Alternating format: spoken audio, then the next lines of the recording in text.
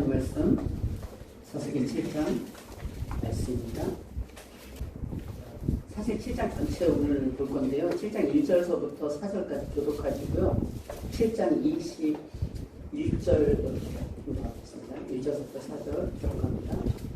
여룹바알이라 하는 기드온과 그를 따르는 모든 백성이 일찍 일어나 하롯셈 곁 진을 쳤고 미디안의 진영은 그들의 북쪽이요 모래사나 골짜기에 있었더라. 여호와께서 기드온에게 이르시되 너를 따르는 백성이 너무 많은즉 내가 그들의 손에 미디안 사람을 넘겨주지 아니하리니 이는 이스라엘이 나를 거울로 스스로 자랑하기를 내 종이 나를 구원하였다 하느니라. 이제 너는 백성의 귀에 외쳐 이르기를 누구든지 두려워 떠는 자는 길앗산을 떠나 돌아가라 하라 하시니 이에 돌아간 백성이 22,000명이요 남은 자가 10,000명이었더라. 여호와께서 또 기드온에게 이르시되 백성이 아직도 많으니 그들을 인도하여 물가로 데려가라.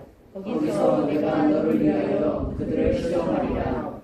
내가 누구를 가리켜 내게 이르기를 이 사람이 너와 함께 가리라 하면 그는 너와 함께 갈 것이요 내가 누구를 가리켜 내게 이르기를 이 사람은 너와 함께 가지 말 것이니라 하면 그는 가지 말 것이니라 하시니라. 21절 같이 봅니다. 각기 제 자리에 서서 그 진영을 에워싸매 그 온 진영의 군사들이 뛰고 부르짖으며 도망하였는데. 여러분 만나서 반갑습니다. 혹시 이 예배를 드리는 어떤 분과 또 먼 이국 땅에 있다면 성사님 또 여러분들 함께 이렇게 만날 수 있어서 감사드립니다. 오늘 저희들이 살펴볼 말씀은 7장 전체 내용인데요.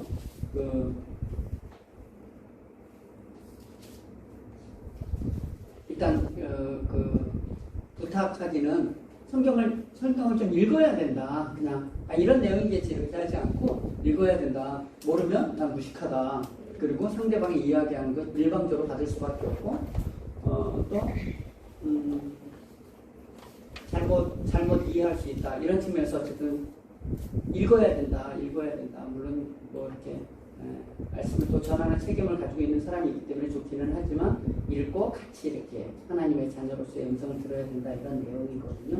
오늘 7장인데요. 6장, 7장, 8장에 그 삼갈 같은 경우에는 한 절 나왔잖아요. 그죠? 소문은 막대기로 블레셋 사람 600을 쳤다 이렇게 간단하게 나와져 있는데 기도는 양이 굉장히 길어요. 그래서 그 적지 않은 양을 이렇게 길게 썼나 예를 들자면 다윗의 인생도 굉장히 길게 썼잖아요. 거기에는 하나님 무슨 할 얘기가 굉장히 많은 어떤 모델과도 같고 그 인생을 이렇게 보면 우리의 모습이기도 하고 그래서 이렇게 길게 썼다라는 것. 그래서 우리가 그냥 기도원 그러면 모르는 사람도 많고 혹시 안다고 해도 굉장히 피상적으로 알고 남이 이야기한 거 아는 수준, 유초등부 수준에서 그냥 그친다 이런 측면인데요. 지난주에 이렇게 잠깐 살펴보니까 기도원이 우리는 오늘 본문에서 얘기한 것처럼 300명의 용사 아닌데 어쨌든 300명의 그 병사를 데리고 미디안을 승리했다. 이 정도 알면은 그래도 평균 이상 그냥 교회는 다녔나 보다 이렇게는 이야기할 수 있는데 그 자세한 내용은 잘 알 수 없는데 기도원 그러면 우리는 믿음의 용사 그냥 그렇게 생각하잖아요. 그리고 사사니까 그러니까 우리는 항상 성경을 읽으면 성경책이 복 주는 책, 하나님 믿고 잘 사는 책, 그렇게 생각하지 않나요? 네. 사실 성경은 예수님을 믿고 좁은 길로 오는 책, 이런 거잖아요. 그죠? 나를 따르려면 자기를 부인하고 오는 인생. 여기는 세상의 인생이 아니라 영원한 하나님의 나라를 향해서 나아가는 책, 이런 거잖아요. 근데 이거 다 필요 없어. 그냥 어쨌든 하나님 좋은 것 아니야. 좋은 거는 내가 돈을 좋아하니까 돈 많이 줘야 되고 내가 오래 사는 거 좋아하니까 오래 사는 거 줘야 되고 그거 안 주면 불행한 거고 이렇게 생각을 하잖아요. 제가 옛날에 그렇게 생각을 했어요. 근데 하나님이다 신이다 그런다면 좀 다를 것 같아요.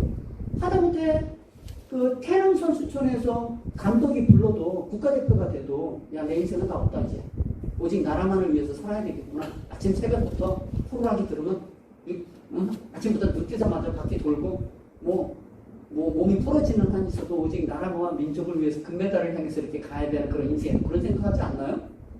예, 그죠? 근데 예수 믿고 이상하게 주님이 오는 길은 좁다, 여기는 십자가를 지는 길이다. 그렇지만 에이 아니겠지 뭐 그러면서 이렇게 딴 쪽으로 이렇게 자꾸 다른 생각을 한다는 거예요. 그런 측면에서 오늘 기도원을 지난주 이렇게 살펴보면서 기도원을 어디서 만났다 그랬죠? 여호와의 사자가 기도원에게 포도주 틀, 밀을 포도주 틀에서 까고 있는 기도원에게 큰 용사요 이렇게 얘기해서 깜짝 놀랬잖아요. 깜짝 놀래가지고 큰 용사야, 내가 너와 함께 할 테니까 나가서 싸워라 이렇게 얘기하는데 불평을 막 하잖아요. 그래서 사실 기도원이 가지고 있는 그 신앙은 하나님이 왜 우리의 편을 들어주지 않느냐, 하나님은 그의 백성들의 편을 들어줬고 문제는 그들이 하나님의 말씀을 떠난 것 때문에 이런 많은 어려움이 초래했다는 것을 잊어버리고 말씀에 대해서 오해한 기도원에 대해서 하나님이 나타나셔서 그에게 말씀하시는, 그래서 기도원이 원래부터 출중한 사람이 아니었고 연약한 사람이었는데 하나님이 그를 불러서 하나님의 일꾼으로 쓴다. 그래서 6장은 기도원의 부르심이다 이렇게만 생각하면 돼요. 부르심.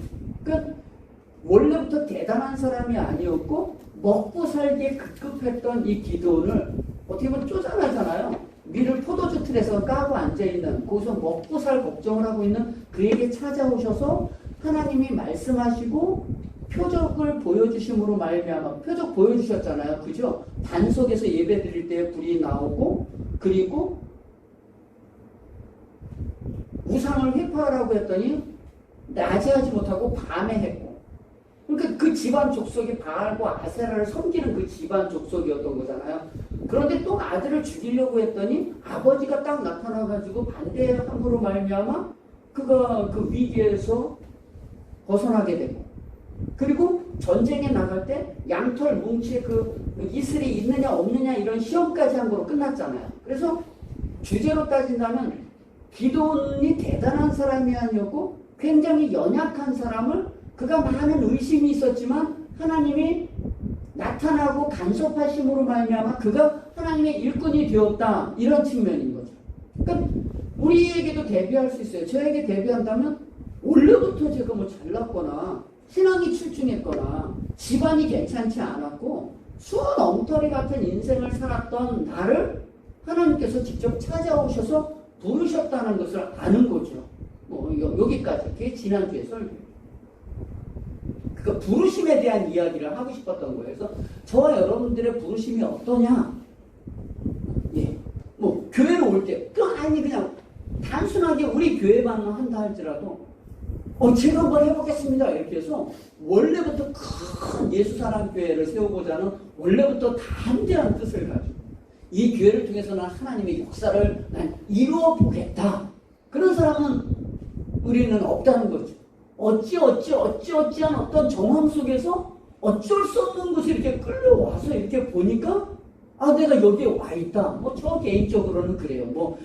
이 엄청난 이 한국교회에만 새로운 빛이 되기 위해서 나를 따르라. 하나님께서 나에게 사명을 주셔 하는 것이 아니라 어떻게 출발이 이럴 수도 없고 저럴 수도 없는 어쩔 수 없는 그 정황에 밀려 어쩔 수 없이 할 수밖에 없었던 마치 기도원같이 먹고 살기에 급급했던 그 쪼잔한 사람을 들어다가 하나님께서 많은 기적을 베풀어 주셨잖아요.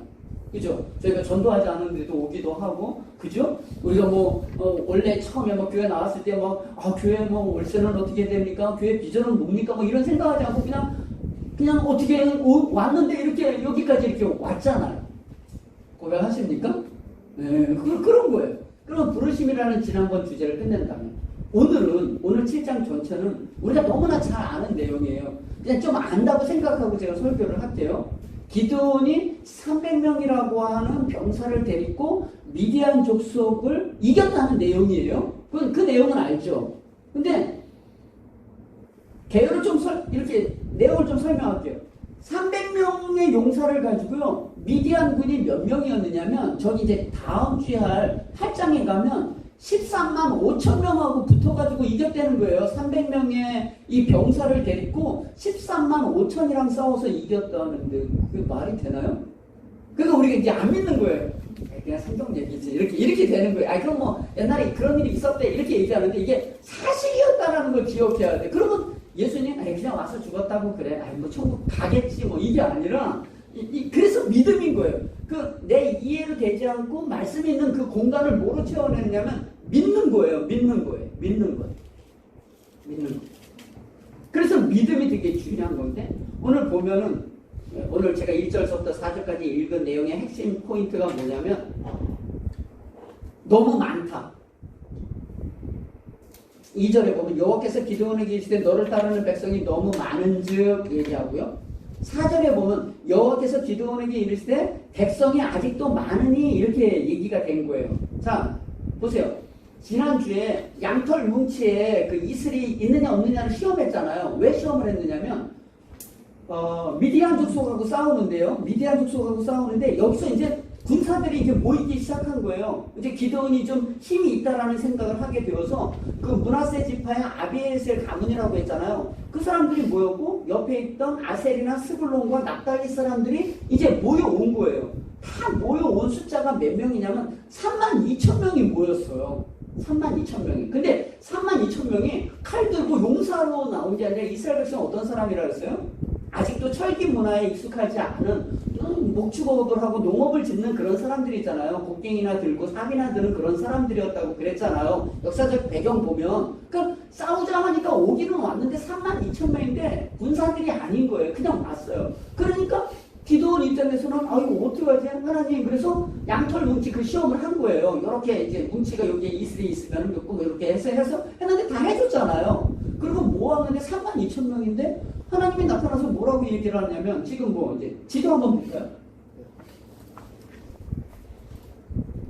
이게 좀 여기 보면 저 요단강이라고 하는 데가 있고 여기 갈릴리 바다 여기 있잖아요. 예수님이 여기서 있고 여기가 이제 사해라고 하는 바닷가잖아요. 그리고 여기가 요단강이잖아요. 요한침이 요쯤이 이제 야곱이 엎드려서 이렇게 넘어오기 전에 기도했던 그런 지도예요. 그리고 다볼산이 여기 있고 여기 아셀, 스볼론, 납달리 지역이 있고 그 다음에 오브라는 지역은 여기 있고 요 정도 그림이 돼요. 여기에 모인 거예요. 여기에 모였다라고 하는 거는 이스라엘 골짜기 굉장히 유명하잖아요. 이스라엘 골짜기는 약간 평야 지역이 되어서 밑으로 내려온 평야 지역이 돼서 옛날에 블레셋군 그 900의 그 마차를 들고 철병거를 들고 나가서 싸울 때 그때 락베도스의 여선지자 그 바락과 싸우면서 거기서 질퍽거려가지고 비에 뭐 얽히고 설쳐가지고 죽었다고 그렇게 되어 있었잖아요. 바로 저기가 전쟁터예요. 이게 이스라엘이 나중에 완전히 멸망할 때까지 항상 저기가 전쟁터예요. 무기토도 저기 있고요. 그러니까 전쟁터다 생각하면 돼요. 뭐 우리나라로 얘기하자면 383 늘 뭐 붙었다고 거기서 붙어가지고 뭐 오르락내리락 하는 것처럼 그런 지역인 거예요. 거기 모였는데 거기 모여서 이제 저 보면 모래 언덕과 뭐 이스라엘 골짜기 있잖아요. 메론샘 있고 거기에서 이제 어쨌든 모여가지고 싸우고 있는데 하나님이 기드온에게 니네들 모인 게 너무 많다. 몇 명 모였다 그랬어요? 32,000명이 모였는데 많대요. 나중에 알고 봤더니 적군은 몇 명이라고요?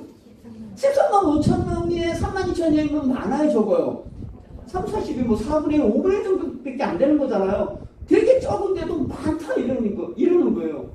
그래서 두려워하는 사람은 돌아가라 이렇게 했어요. 그랬더니 야 두려운 사람 돌아가라 이렇게 얘기하니까 몇 명 갔냐면 22,000. 저는 이 성경 읽을 때 좀 깜짝 놀랐어요. 32,000명에서 22,000명이 남은 게 아니라 22,000명이 가고 10,000명만 남았다는 거예요. 좋아요? 싫어요? 얼마나 무섭겠어요. 싸움이 어떤 싸움이라고요? 철병거의 싸움이고 여기는 곡괭이 들고 나왔는데 그 숫자 가지고 두려워 떠는 사람이 21,000명이 빠져나갔다면 속상하죠. 이렇게 성도가 모였는데 한 3분의 2 정도 빠져나가면 얼마나 두렵겠어요. 조금만 빠져나가도 힘든 판인데 22,000명이 빠졌어요. 너무 많은즉 두려워하는 자가 있으면 돌아가라 했더니 22,000명이 쭉 빠진 거예요. 근데 주님이 다시 얘기하는데 아직도 많다 이렇게 된 거예요. 이제 10,000명 대 13만 5천 싸움은 너무나 심각한 거잖아요. 근데 아직도 많으니가 4절인 거예요. 여호와께서 또 기드온에게 이르시되 백성이 아직도 많으니 그들을 인도하여 물가로 내려가라. 이렇게 돼서 아직도 많다. 그래서 저 좀 보실까요? 첫 번째, 너무 많으니까 돌아가라. 두려워하는 사람 돌아가라서 22,000이 돌아갔는데 이제 10,000명 남았는데 아직도 많으니 그러면서 저 냇가에 가서 물을 먹이라는 거예요. 그 냇가에 가서 물을 먹이는 그것을 보면서 주님께서 하나님의 백성들, 하나님의 싸움의 병사를 선택하겠다. 그래서 성경에 보면 우리가 좀 알잖아요. 한번 읽어본 사람은 가가지고 냇가에 가서 막 물을 어떻게 먹어요? 어떤 사람은 물을 먹으면 꿀면서 막 무슨 개처럼 먹듯이 허물떡거리고 막 먹는 사람이고, 어떤 사람은 이렇게 물로 손으로 이렇게 떠가지고 막 드리번 그러면서 이렇게 먹는 사람이 있었는데, 주님이 누구를 선택했어요, 여기서? 이렇게 막 허겁지겁 먹은 게 아니라 이렇게 손으로 해서 이렇게 핥아 먹은 사람을 선택했다라고 하는 거잖아요. 우리는 이게 진짜 옛날 이제 목사님들은 이거를 마치 그 영화 300 나온 것처럼 기드온의 300명의 병사를 마치 워리어 같이 생각하는 거예요. 뭐 어리버리한 건 다 떠나나 300 우리가 다 책임지겠다 해서 막 철갑같이 막 이 근육이 막 빡 나온 300명만 남은 줄 알았는데 그거 아니에요. 성경은 다 가라고 했는데 남은 이 300명은 아마 갈 데가 없지 않았나, 그지들 아니었을까 이런 생각이 드는 거고, 또 물을 막 이렇게 먹을 때는 하나님을 믿는 사람으로 막 물을 먹은 사람은 다 보냈고, 의심 많은 사람을 뭐 남겼다고 해석을 하는 사람, 또 때로는 딱 이렇게 경계를 하면서 이렇게 살아있다 이거죠. 살아있는 사람을 주님은 쓰신다. 여러분 살아있으셔야 됩니다 막 이러는데 그것도 아니에요. 성경에 그런 말이 없어요. 그냥 적은 숫자를 선택한 거죠. 적은 숫자. 많다, 아직도 많으니, 그래서 그 물 먹는 행동으로 선택한 게 아니라 적은 숫자. 왜냐하면 하나님은 연약한 자를 들어서 승리할 수 있는 하나님이라는 걸 설명하기 위해서 연약한 자, 사람의 숫자로 싸우지 않는 것이라는 것을 가르쳐주기 위해서 300명만 하나님이 선택한 거죠. 잘나서 선택한 것이 아니라 연약한 자를 들어서 똑똑하고 잘난 자를 부끄럽게 여기는, 힘이 사람에게서 나오는 것이 아니라 하나님에게서 나오는, 하나님은 무엇도 불가능한 것이 없다라는 것을 설명하기 위해서 용사를 뽑은 게 아니라 오갈 데 없는 연약한 자를, 적은 수를 뽑았다, 이렇게 되는 거죠.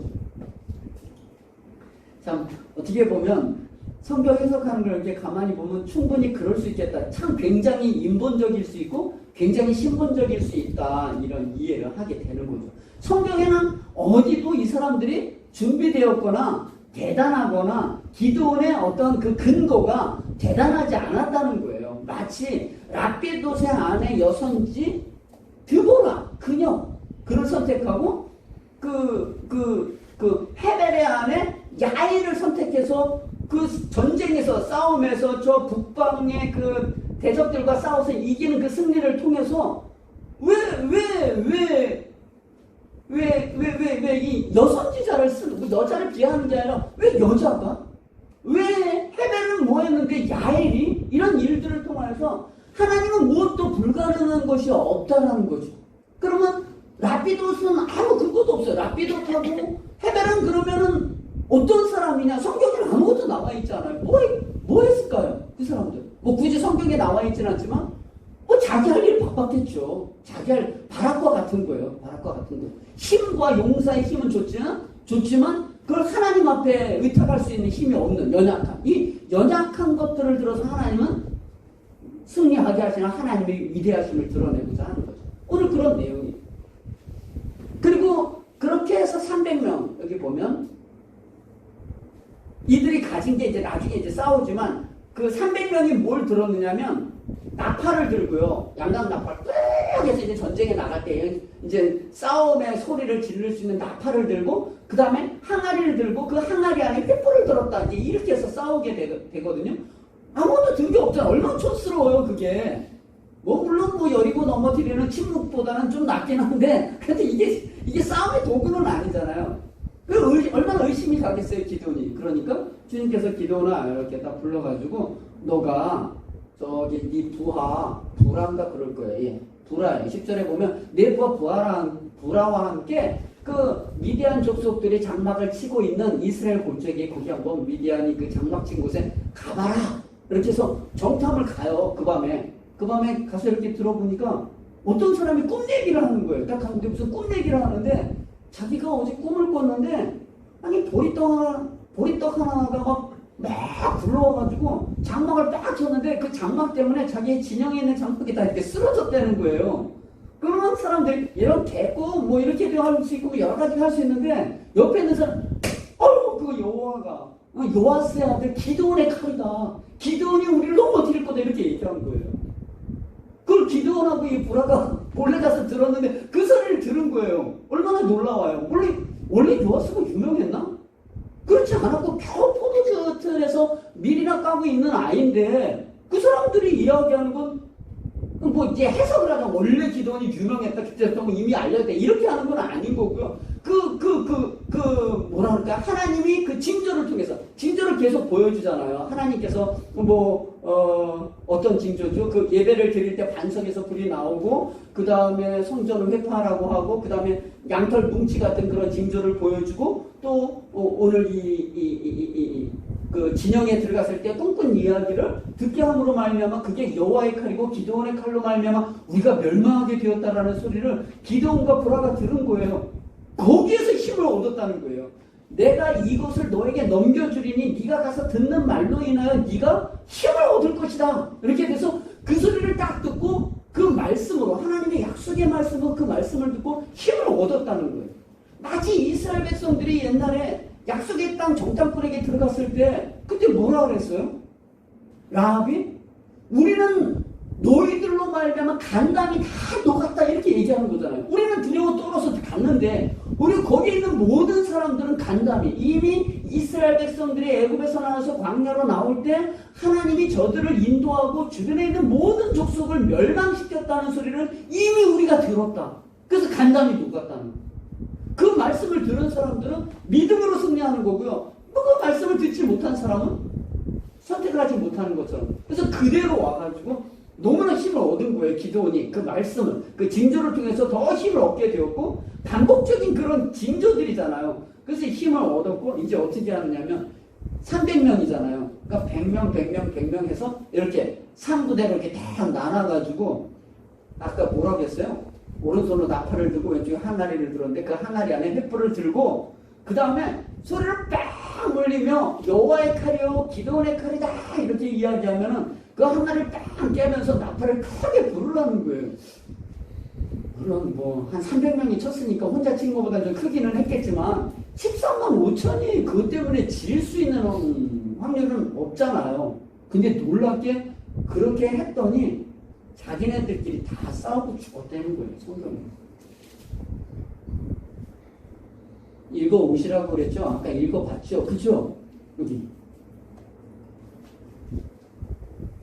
21절을 보면 아까 읽은데 각기 제자리에 서서 그 진영을 에워싸매 그 온 진영이 군사들이 뛰고 부르짖으며 도망하였는데 300명이 나팔을 불 때 여호와께서 그 온 진영에서 친구끼리 칼로 치게 하심으로 참 놀라워요. 이게 했을 뿐이고 칼로 치게 한 건 누가 한 거예요?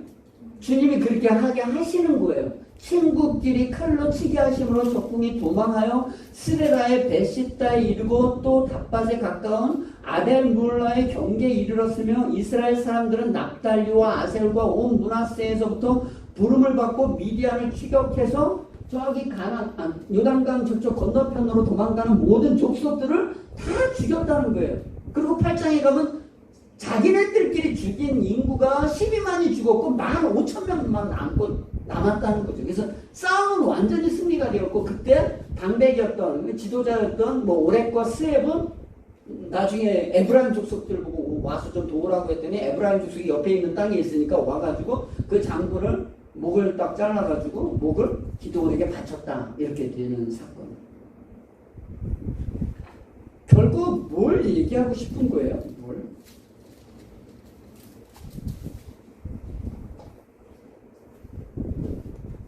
기도를 이렇게 하나님이 부르시잖아요. 그 연약한 사람을 부르잖아요. 연약하다기보다는 자기 살기에 급급한 사람. 그죠? 통장에 저금 넣고 맨날 그 통장이나 계수하고 있는 애.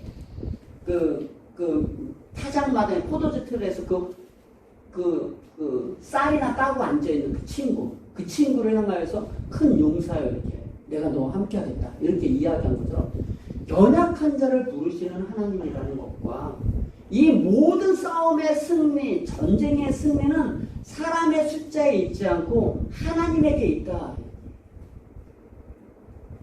싸움의 승리는 하나님에게 있다. 우리들도 마찬가지. 우리를 부르신 분이 하나님이고요. 우리가 믿음의 선한 경주를 하는 이 싸움은 우리에게 있지 않고 하나님에게 있다고요.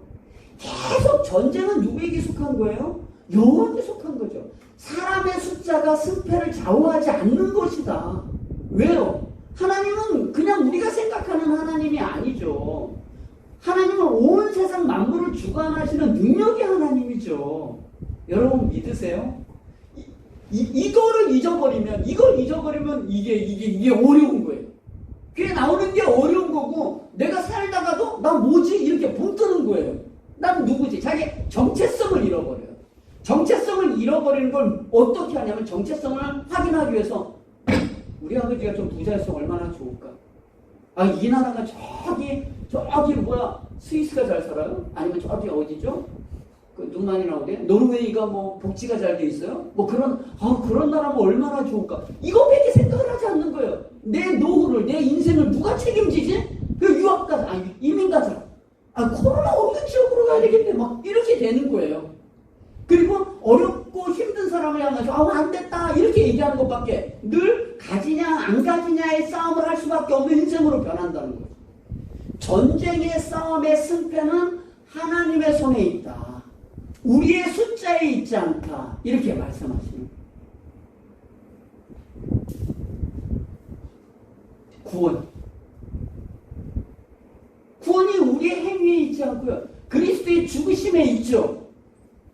우리가 태어나기도 전에, 이미 2000년 전에 죽으시면서 우리는 그분을 보지도 못하고 생각한 적도 없는데, 이방 나라의 백성인데, 이스라엘 나라 바깥에 있었는데 그가 죽으심으로 말미암아 하늘로 가는 길을 열어주셨다는 거잖아요. 성소의 휘장을 찢었다는 거잖아요. 내가 태어나기도 전에, 태어나고 보니 대통령의 아들이 아니라 태어나고 보니 온 우주 만물의 주인이신 그분의 자녀라는 거잖아요. 구원이 우리에게 있지 않잖아요. 숫자에 있지 않잖아요. 우리의 자리죠. 우리의 자리. 근데 놀라운 거는 이 싸움이 큰 내용은 거죠. 하나님이 전쟁의 승리자다. 그가 전쟁을 이기게 하시는 주체가 되신다. 사람에게 어떤 근거를 찾지 않는다. 물론 3명 가지고 할 수 있는데 그렇게 설명을 하는 거죠. 그리고 하나 더 나가서는 구원이, 이 싸움의 전쟁의 승리가 하나님에게 있다라고 하는 걸 알겠는데, 그런데 기도원도 그냥 가만히 이렇게 장애인처럼 있는 것이 아니라 내가 너와 함께 할 것이다. 두려워 말라. 이렇게 이야기를 하고 징조를 구하고 300명을 가지고 횃불을 들고 나팔을 들고, 그 다음에 제2경이라고 하는 거 속에 이제 읽어보면 나오는데, 1경이 해 떨어진 다음부터 10시까지고요. 2경이 10서부터 오후 2시까지고 4시간 단위로요. 4시간 단위로 10서부터 새벽 2시까지고요. 3경이 새벽 2시 이후서부터 해 뜰 때까지가 이게 3경이에요. 근데 이 부른 게 2경에 불렀다고 하거든요. 그러니까 다 그들이 13만 5천 명이라는 사람이 이스라엘 골짜기에서 다 모여가지고, 미디안 족속이라고 하는 건 저 요단 동편에서 올라온 거거든요. 동방 사람과 아말렉 사람이 모여서 여기까지 왔다라고 하면 마치 사막의 해적이라고 그랬잖아요. 어떤 환경을 두지 않고 어디서 누구를 잡아가지고 돈 될 수 있는 것, 가져갈 수 있는 건 어디든지 움직이는 사람이라고 했잖아요. 여기에 집결해서 이스라엘 백성들을 죽이려고 13만 5천 명이 모였다는 건 굉장히 많이 모인 거잖아요. 그런데 여호와께서 친구들끼리 서로 죽이게 하심으로 말미암아 12만 명이 죽었다고 했잖아요. 그런데 그렇게 하기 위해서 밤 2경에 나팔을 불고 항아리를 깨며 그 안에 횃불이 있는 게 확 했으니까, 물론 그것은 어떤 조건은 됐겠죠. 그러나 조건을 보면서 웃기고 있네 이런 사람이 있고, 그걸 깜짝 놀래게 하는 건 누가 하는 거예요? 하나님이 하시는 거죠. 하나님이 하시는 거예요. 이걸 하나님이 하게 하시는 거예요. 그런데 그 자리에 서는 건 되게 중요해요. 그게 한 사람이 됐던, 두 사람이 됐던, 세 사람이 됐던, 서는 건 너무나 중요해요. 부르심 받았을 때 너무나 연약하지만 이 부르심 받은 사람이 하나님의 사람으로 서는 건 너무나 중요해요.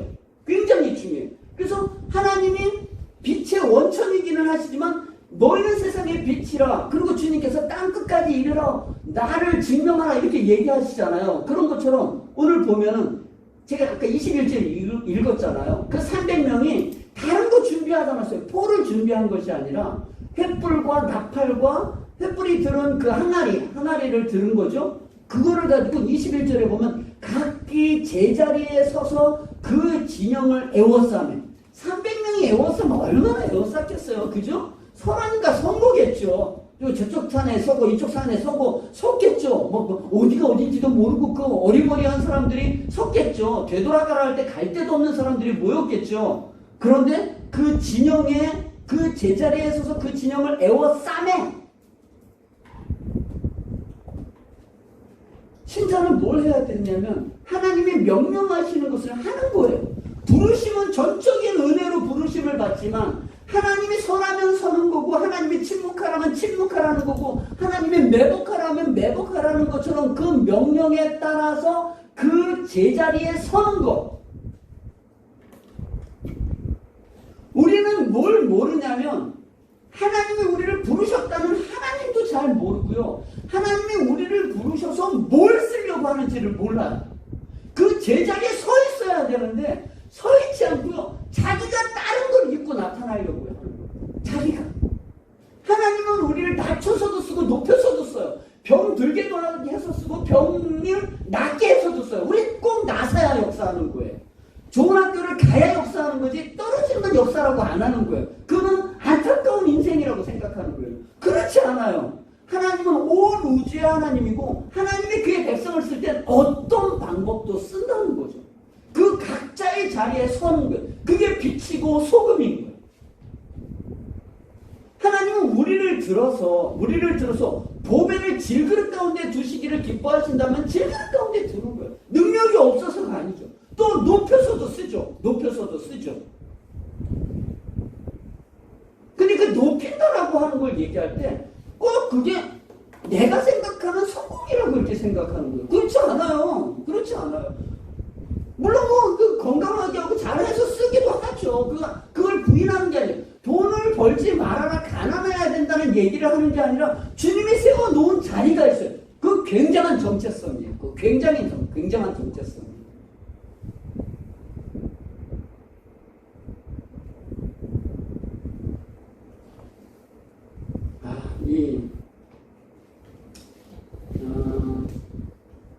교회를 이렇게 같이 섬기고 같이 가면서 그것도 마찬가지인 것 같아요. 누구랑 대화를 하면 말을 잘 못 알아듣는 사람들이 상당히 많아요. 아무리 얘기해도. 참 놀랍죠. 각자 제자리에 선다라는 거는 자기를 부인하지 않으면 안 돼요. 자기를. 하나님은 이걸 좋아할 거야. 그게 사울인 거거든. 하나님은 예배를 좋아할 거야. 하나님은 살찐 음식을 좋아할 거야. 살찐 술을 좋아할 거야. 아니요. 순종이 제사보다도 낫죠. 듣는 것이 수양의 기름보다 나은 거예요. 근데 난 이게 좋을 거라고 생각하는 거예요. 목사 그러면 더 좋은 데 나오고 더 똑똑하고 헬라어, 히브리어, 능통하고 한국 사회도 능통하고 그리고 세계사에서도 능통하고 철학도 완전히 꽉 꿰차고 그럼 그 사람이 여기 왜 있겠어요? 불러주는 데가 너무 많아. 하나님은 그렇게 연약하고 부족한 사람들을 들어 쓰는 거예요. 자, 바울을 봐라. 바울은 얼마나 똑똑하냐. 그런 애 쓰잖아요. 바울이 가진 모든 지식이요. 하나님의 은혜가 임하지 않았을 때요. 예수 믿는 사람을 죽이는 데 쓰였다는 걸 아세요? 왜? 하나님이 세우는 자리에 대한 인식이 없으면요. 그 모든 지식이 누구 죽이는 것밖에 할 수 없어요. 가장 미천한 자죠. 어떤 면에서 미천한 거예요? 예수 믿기 전에는? 그의 지식이 주님을 대적하는 일을 한다는 거예요. 그 영적인 거죠. 훨씬 영적인 거예요. 영적인 싸움.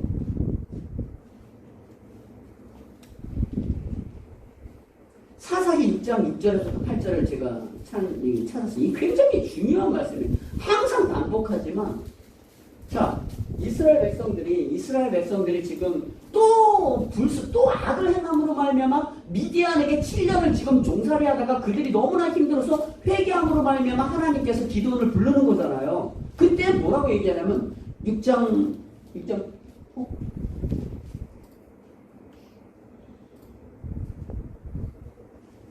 6장 6장 6절에 보면 여기 앞에 보면 이제 미디안에게 7년 종살이 되어 있는 상황이에요. 제가 이 8절부터 읽었는데 여기 썼는데 7절 읽으면 이스라엘 자손이 미디안으로 말미암아 여호와께 부르짖었으므로 이렇게 되어 있잖아요. 너무나 힘드니까 7년 동안 너무나 종살이 하니까 또 부르짖은 거예요. 부르짖으면 어떻게 돼요?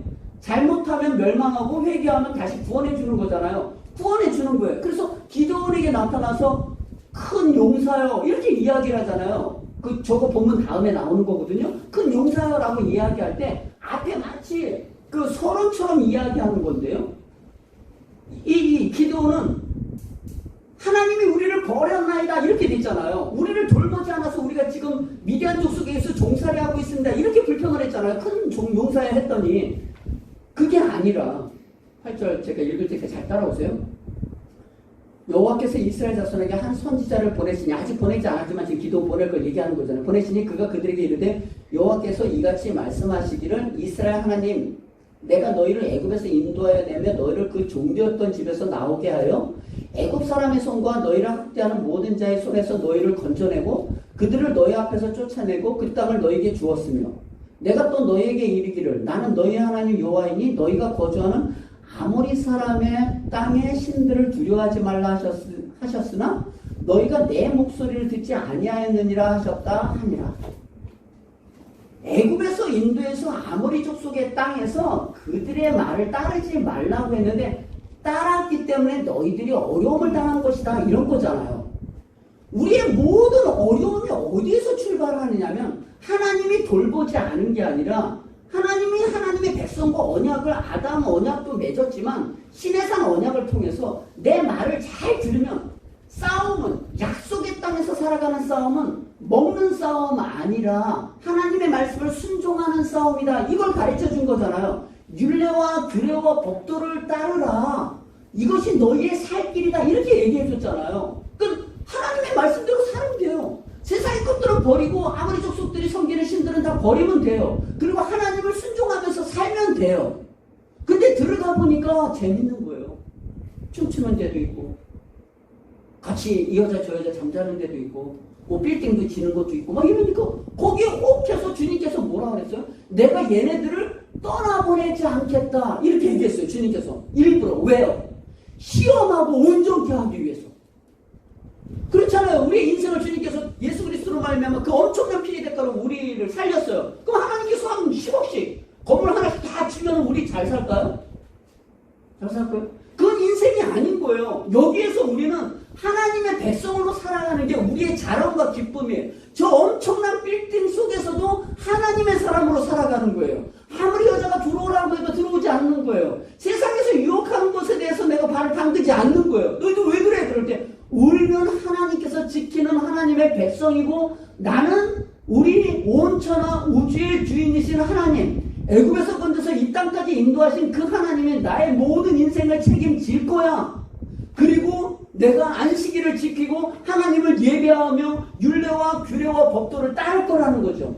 그래서 먼 후손들이 너희 후손들이 왜 안식일을 지키며 왜 하나님께 예배하느냐 너희들이 묻거든 그 후손들이 묻으면 만군의 여호와 우리 하나님께서 예전에 광야에서 애굽에서 종살이 했을 때 하나님의 전능하신 힘으로 우리를 건져내셨고 홍해를 가르시고 만나와 메추라기를 먹이시고 여기까지 인도하셨다 하라 이렇게 가르칩니다. 저희들이 수요 예배에 와요. 주일날 와요. 가자. 갈까 말까 이게 아니라 왜 가요? 라고 할 때 원래 우리는 죄와 사망 가운데 있었는데 그리스도께서 우리를 구원하셔서 우리는 주일을 지키는데 가는 게 목적이 아니라 거기는 우리를 위해서 죽으신 주님의 죽으시고 부활하신 날이며 우리는 그날 거기 가서 예배를 드리는 말미암아 주님이 다시 온다라는 것을 인식하고 그분께 경배하기 위해서 가. 그분이 우리의 인생의 주인이셔. 이거죠. 그냥 가자.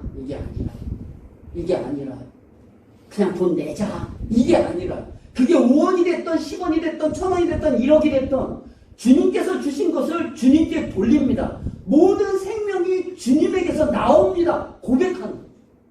그게 우리의 삶. 그게 어긋났기 때문에 종살이를 하는 거라고요.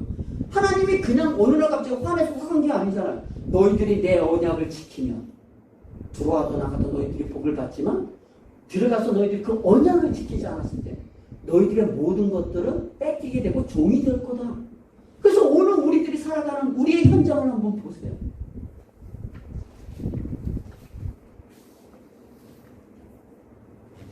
기도의 이 모든 이야기는 꽉 요약하자면 온 천하 우주 만물의 주인이 그분이시며 우리는 그분의 말씀대로 살아가야 되는 존재인 것을 설명하고 있는 거죠.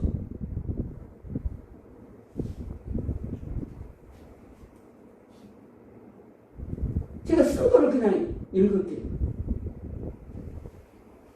신자가 가지고 있는 가장 큰 문제는 하나님은 온 우주의 만물을 다스리시는 분이고 먹고 마시고 있는 모든 문제는 주님이 우리에게 거저주신다고 했는데 순종을 하면 그런 건 그냥 따라오는 거라고 했는데 우리는 그것을 따라감으로 말미암아 나에게 주어진 하나님과 관계하는 하나님의 백성으로 살아가는 그 영광을 놓쳐버린다. 이해가 되죠? 이해가 되죠? 항상 제가 막 화를 내고 막 설교하는 것 같아서 되게 죄송한데 마태복음 6장인 거예요. 우리 너무 잘잖아요. 너희가 무엇을 먹을까, 무엇을 마실까, 무엇을 입을까 염려하지 말고. 그거 제가 얘기한 게 아니잖아요. 주님이 얘기했잖아요. 주님이. 그거는 공중에 나는 새도 들에 필 백합화도 다 먹고 자라게 한다. 그런 거는 그러니까 천국께서 주시는 것 아니냐. 너희는 먼저 그의 나라와 그의 의를 구하라. 그리하면 이 모든 것은 거저준다는 거예요. 그러니까 우리가 해야 되는 것은 각기 제자리에 서서 그 진영에 둘러치며 나팔을 불고 항아리를 깨는 그 작업만 하면 돼요. 그것만 하면 돼요. 이게 우리의 일이에요. 뭘 벌어다 교회를 치장하는 게 아니라고요. 교회 빌딩을 높이는 게 아니라고요. 사람을 무슨 뭐 세상에서 데리고 오는 것처럼 쫙 데리고 오셔서 꽉 채우는 게 아니라고요. 우린 그 일만 하면 되는 거예요. 붙여주시고 안 하고는 주님이 하는 거라고요. 그런데 이쪽 거를 하느라고 이쪽 거 세상의 것들을 하느라고 정작 주님의 말씀대로 살아가는 걸 내가 경험을 하지 못하는 거예요. 그래서 세상 일이 바쁜 거죠. 세상 일이 너무 바빠요. 하나님이 그걸 좋아할 거라고 생각하는 거죠. 그러면 실질적으로 우리가 그 한 가족이라고 해도 남편이 아빠가 엄마가 각자 주어진 자기의 일들이 있잖아요. 아빠가 나가서 열심히 일하고 왔는데 300원 벌으면 300원이고 1000원 벌으면 1000원 벌으면 그 성실함이 그 자녀의 영광이지. 어디서 엉뚱한 거 막 가져와서 많이 와서 야 가져와라. 그건 좋다고 하겠죠. 왜냐면 우리 죄인이기 때문에. 아버지가 많은 돈만 준다면 무조건 좋다고 하겠죠. 근데 그 돈이 어디에서 출발됐느냐. 그거 가져오느라고 정작 가족 간의 진정한 기쁨과 인간 애를 누려본 적이 없어요. 왜 그렇게 했어요? 사느라고. 우리가 아무리 먹을 거를 쫓아다닌다 할지라도요. 하나님이 허락하지 않으면 가져올 게 없어요. 그런데 오늘은 갑자기 많이 생겼다고 내가 잘해서 준 게 아니에요. 어찌 잠언에 보면은 오히려 음료를 쫓아가느라고 거기에 사망이 있다니까요. 시간을 버리고 인생을 버리는 거예요. 하나님을 경험하지 못하는 거예요. 하나님의 진정한 기쁨이 없고 하나님은 그저 늘 나에게 세상의 것들을 주는 사람이라고 생각하기 때문에 이것도 하고 저것도 하고 싶은 거예요. 그러다 어느 날 마지막이 되었을 때 어느 내가 인생을 살 때가 있잖아요. 60이고 70이고 80이고 딱 살았는데 그때 갑자기 어둠이 오는 거죠. 갑자기 주님의 존전 앞에 설 때가 있는 거죠. 뒤돌아보니까 아무도 없을 수도 있어요. 때로는. 자식도 다 날아갈 수 있어요. 남편도 아내도 다 날아갈 수 있어요.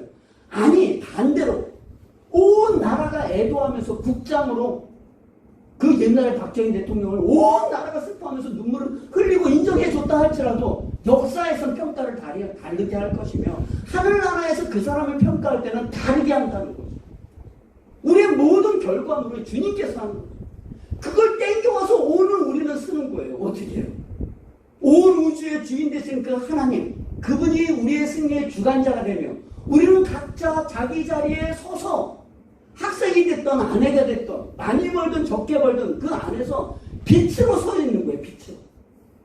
얼마나 촌스러워. 13만 5천원이 새벽 12시 2시에 그 깨라고 그걸 깨고 앉아 있었을 때 그 두려움이라는 거를 경험하실 수 있겠어요? 우리는 승리의 장담이 안 돼요. 우린 단지 순종하고 나아갈 뿐이에요. 하늘과 땅의 모든 것을 내가 내게 주셨습니다. 너희는 가서 아버지와 아들과 성령의 이름으로 세례를 주고 내가 너에게 분부한 모든 것을 가르쳐 지키게 하라. 세상 끝날까지 너희와 항상 함께 있으리라. 여기 예배드린 사람들 중에 누구도 주님이 함께하지 않는 인생이 있나요? 어차피 연봉은 차이가 날 수 있어요. 가진 건 차이가 날 수 있어요. 지식은 차이가 날 수 있어요.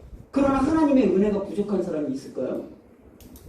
우리는 하나님의 사람으로 설 수 있는 용기만 없을 뿐이에요. 용기만 없어요. 그래서 사울이 얘기한 것처럼 백성이 도망가서 내가 부득이하여 여호와께 제사 드리려고 이렇게 행했나이다. 이런 핑계만 서는 거죠. 핑계. 바라오기는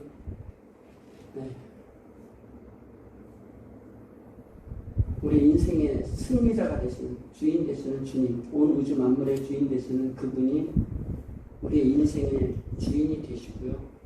그 앞에 우리는 겸손히 또 때로는 두렵고 떨리지만 믿음의 자리, 각자 삶의 현장 속에서 믿음으로 서 나가시는 저와 여러분들이 되기를 소망합니다.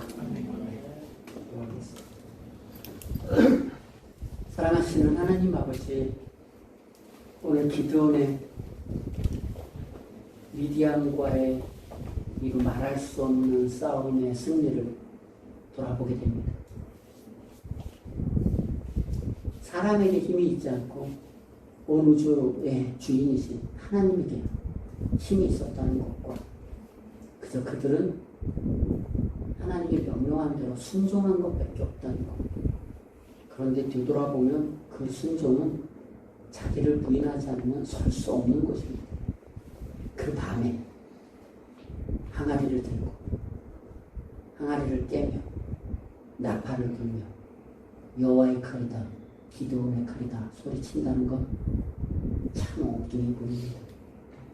그러나 성경은 이 엄청난 역사를 기록함으로 마치 오늘 세상과 같은 코로나로 때로는 예배도 위협되어지는 이런 현장 속에서 교회를 나가라는 것이 아니라 이 각자의 모든 환경 속에서 믿음의 백성 각기 제각기 서서 나팔을 불고 횃불을 드높이는 오직 주의 복음을 증거하는 자로 우리를 또 세웠다는 것을 기억하고 믿음의 선한 경주가 있는 각자의 인생 예수 안에 성도님들 되어줄 수 있도록 은혜 더하여 주시옵소서. 감사드리며 우리 주 예수 그리스도의 이름으로 기도합니다.